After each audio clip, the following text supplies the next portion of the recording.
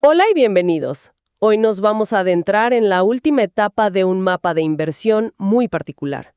Continuamos nuestro análisis de la guía para invertir de Padre Rico y nos vamos a enfocar de lleno en la cuarta fase, la del inversionista sofisticado.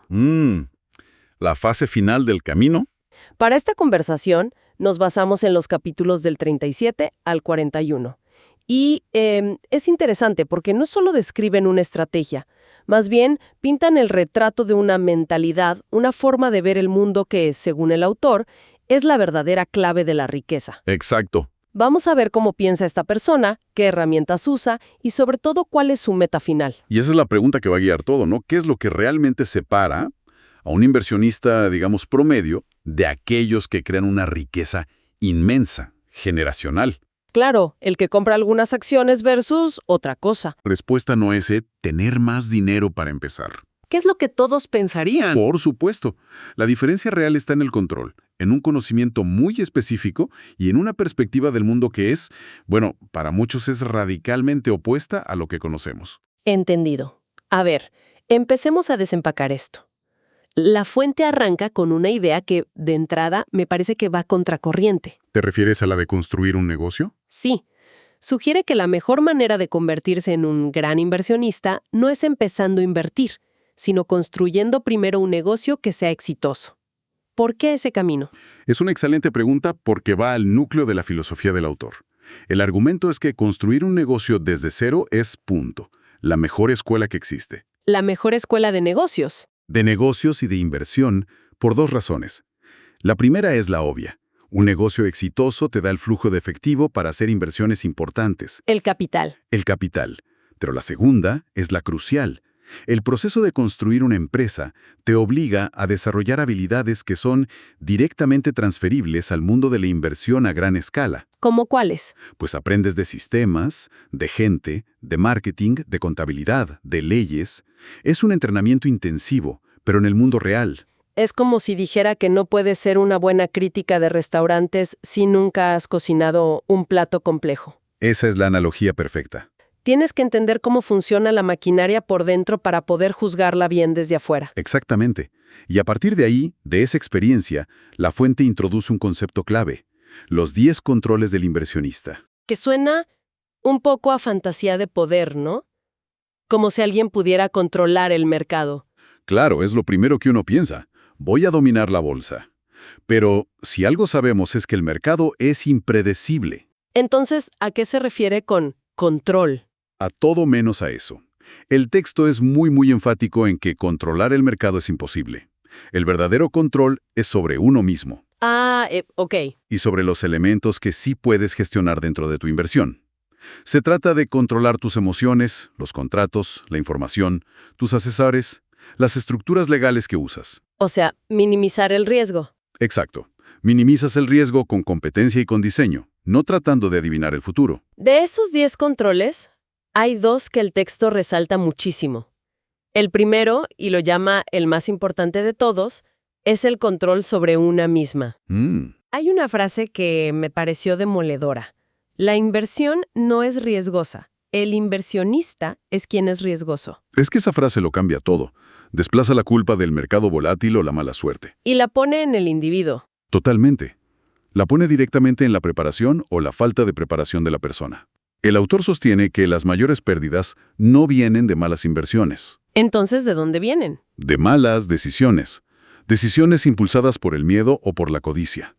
Por eso toda la estrategia del inversionista sofisticado se construye sobre una base de inteligencia emocional, de disciplina. Claro, sin ese control interno. Sin ese control, la mejor estrategia del mundo está destinada a fracasar en el primer momento de pánico. Y el segundo control que me pareció fundamental es el de los impuestos. Aquí el libro traza una línea clarísima entre los 4 cuadrantes del flujo de dinero. Sí, y vale la pena explicarlo rápido. El autor divide a las personas según cómo generan ingresos en 4 grupos. E de empleado, A de autoempleado. D de dueño de negocio e I de inversionista. Y la diferencia en cómo cada grupo afronta los impuestos es, como dice la fuente, abismal. ¿Abismal en qué sentido? Para la gente en los cuadrantes E y A, los impuestos suelen ser su gasto más grande. ganan dinero, el gobierno toma su parte de inmediato y viven con lo que queda. El flujo es ganar, luego pagar impuestos y al final gastar. Exacto. Para el dueño de negocio, la D, y el inversionista, la I, los sofisticados, el flujo se invierte. ¿Cómo que se invierte? Usan corporaciones y otras entidades legales para que el flujo sea ganar, luego gastar o invertir, y al final pagar impuestos. O sea, usan el dinero antes de que se lo quiten los impuestos. Que según el autor están diseñadas para incentivar a quienes crean empleos. Lo ven como una herramienta estratégica. No como una carga inevitable. Exacto. Entiendo. La base es el autocontrol y dominar las reglas del juego. Pero con esa mentalidad ya puesta, ¿cómo se evita cometer un error garrafal al elegir dónde poner el dinero? ¿Qué herramientas prácticas propone? Bueno, aquí es donde pasamos de la psicología a las matemáticas, a lo que la fuente llama la educación financiera. Ok. El mantra que repite es: los números cuentan una historia. Un inversionista sofisticado debe ser, antes que nada, un lector competente de esa historia. Una historia que está escrita en los estados financieros. En los estados financieros de una empresa o una propiedad, sí. No basta con leer en las noticias que a una empresa le está yendo bien. Eso es ruido, ¿no? Es puro ruido. La verdad está en el balance general, en el estado de resultados, en el estado de flujo de efectivo. Hay que saber interpretar los ratios financieros. Suena complicado. Suena, pero la analogía que usa el libro es perfecta. Es como un médico leyendo los signos vitales de un paciente. Un ratio te puede decir si la deuda de la empresa es saludable o si está al borde de un infarto financiero. ¿O qué tan rentable es realmente? Exacto. Otro te dice cuánta ganancia real genera por cada dólar que vende, si su metabolismo es eficiente.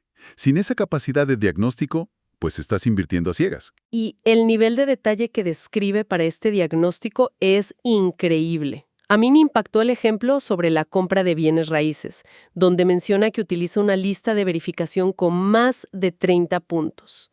30. Sí, es un proceso metódico. Te aleja por completo de la idea de comprar algo por una corazonada. Totalmente. Es casi forense. Y esa rigurosidad se aplica a cualquier clase de activo.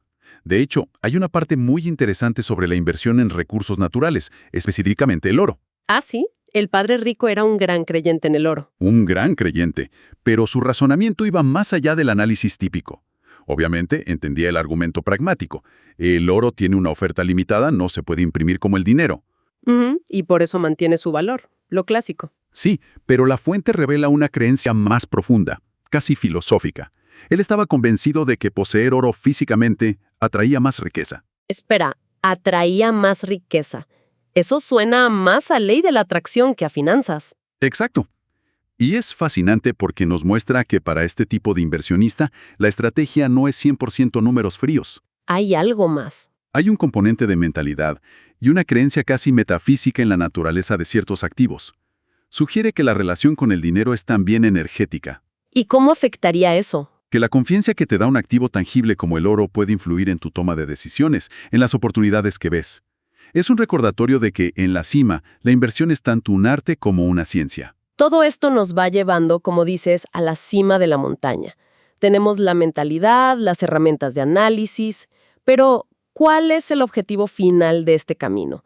El libro lo llama el inversionista supremo. Y para explicarlo, pones sobre la mesa figuras como Bill Gates o Warren Buffett y se pregunta, ¿cómo llegaron a ser quienes son sin heredar grandes fortunas?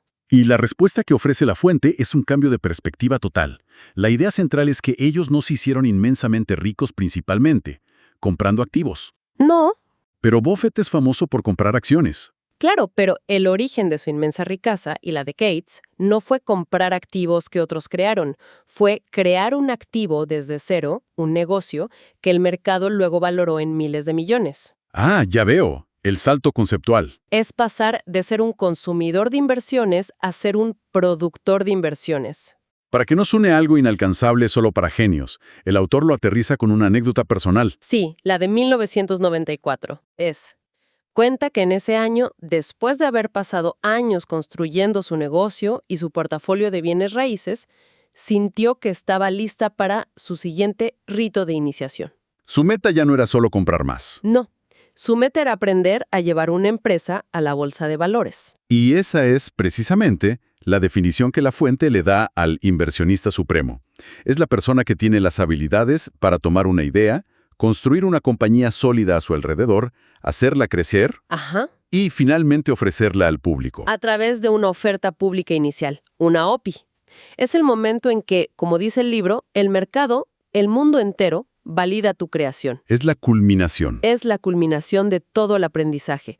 Es la prueba definitiva de que no solo sabes gestionar dinero, sino que sabes crear sistemas que generan valor a una escala masiva. Esto es muy potente. Pone el foco no en la gestión del dinero, sino en la creación de valor. ¿Qué te parece esa distinción? Me parece la distinción más importante de todo este análisis. Gestionar dinero es jugar el juego. Ok. Crear un activo que cotiza en bolsa es crear el tablero de juego para que otros jueguen. Cambia por completo tu posición en el ecosistema financiero. Y aquí hay una parte que me sorprendió mucho. Esperaba que el siguiente paso fuera una fórmula matemática aún más compleja, pero el autor le dedica un capítulo entero a un concepto casi filosófico. La visión del mundo. Sí, de hecho, lo describe como uno de los párrafos más importantes de todo el libro. Es que sí lo es. Sostiene que todo lo que hemos hablado, el control, el análisis, la creación de empresas, es imposible si no se produce primero un cambio de paradigma en la mente. Un cambio fundamental. Fundamental. La fuente plantea que existen dos visiones del mundo, dos realidades financieras que coexisten, y la que experimentas depende enteramente de tu mentalidad. ¿Y cuáles son esas dos visiones? La primera es la visión de un mundo de escasez. Es donde vive la mayoría. Un mundo donde no hay suficiente dinero. La mentalidad del no puedo pararlo. Exacto. La competencia feroz, el miedo a perder el trabajo, es ver el pastel económico como algo fijo y luchar por tu pedacito. ¿Y la segunda visión? Es la de un mundo de abundancia. Un mundo donde, y esto es lo clave, hay demasiado dinero. Espera un momento. Demasiado dinero. Eso suena a locura para cualquiera que lucha por llegar a fin de mes. Suena a locura desde la perspectiva de la escasez, pero desde la perspectiva del inversionista sofisticado, es la pura realidad. ¿Cómo es eso posible? Porque hay billones, trillones de dólares en fondos de pensiones, fondos de inversión, capital privado, buscando desesperadamente un lugar donde ser invertidos. Buscando buenas ideas. Buscando buenas ideas, buenos proyectos y sobre todo buenos emprendedores en los que confiar. Desde esta óptica, el problema no es la falta de dinero. El problema es la falta de proyectos de alta calidad y bien estructurados. Entonces el reto no es cómo consigo dinero. ¿No? El reto es cómo creo algo tan bueno que el dinero venga a mí. Exactamente. Y lo más fascinante es la conclusión de la fuente. Las personas que no logran hacer este switch mental siempre van a vivir en el mundo de la escasez. No importa cuánto dinero ganen. Incluso si ganan mucho. Incluso si ganan la lotería. Seguirán teniendo una mentalidad de escasez, gastándolo todo por miedo a perderlo. Es una barrera interna, no una condición externa. Nunca podrán ver el otro lado. Nunca podrán ver el otro lado de la moneda. Es un universo paralelo donde el capital es abundante y solo busca un buen hogar. Entonces, si intentamos resumir el viaje de esta cuarta fase, todo empieza por dejar de ser un actor pasivo en la economía. ¿Para convertirte en un creador? Exacto. Y ese camino requiere, primero, desarrollar las habilidades prácticas construyendo tu propio negocio. Luego, usar las herramientas de análisis financiero no como un aficionado, sino con la disciplina de un profesional. Evaluar con rigor cada oportunidad. Pero, en última instancia, nada de eso funciona si no se logra ese profundo cambio de mentalidad. Así es. El control sobre una misma, el análisis detallado y el objetivo final de ser un inversionista supremo, todo está conectado. Todo se sostiene sobre esa única creencia, que vivimos en un mundo de oportunidades y no de limitaciones. Es un ciclo que se retroalimenta. Total, Beck. Dejar de ver el mundo como un lugar de escasez te da la confianza para tomar el control. Tomar el control te da la disciplina para analizar. Y el análisis riguroso. Te da la capacidad para finalmente crear algo de valor. Algo tan grande que atraiga el capital que abunda en el mundo. Es la diferencia entre perseguir el dinero Y hacer que el dinero te persiga a ti. lo que nos deja con una pregunta final para reflexionar muy conectada con nuestro tiempo. La fuente propone crear un negocio tradicional como el camino para generar un gran activo. Pero en el mundo actual, donde la tecnología redefine constantemente lo que es un activo, Pensemos en software, en una marca personal, en propiedad intelectual digital. ¿Qué otras formas existen hoy para crear un activo a partir de una idea? Y sobre todo, ¿qué habilidades completamente nuevas se necesitarían para que ese mundo del dinero en exceso quiera financiarlo?